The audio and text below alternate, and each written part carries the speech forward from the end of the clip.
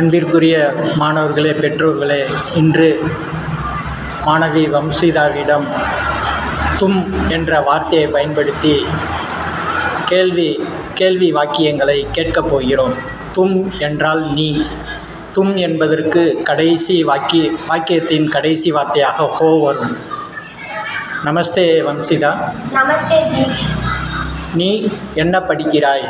तुम क्या लिखती हो? पढ़ती हो. तुम क्या पढ़ती हो? நீ என்ன எழுதுகிறாய்? तुम क्या लिखती हो? நீ என்ன செய்கிறாய்? तुम क्या करती हो? நீ என்ன குடிக்கிறாய்? तुम क्या पीती हो?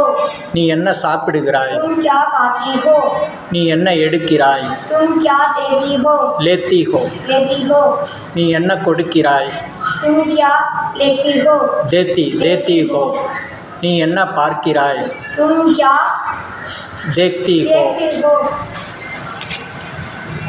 நீ என்ன வருகிறாயா?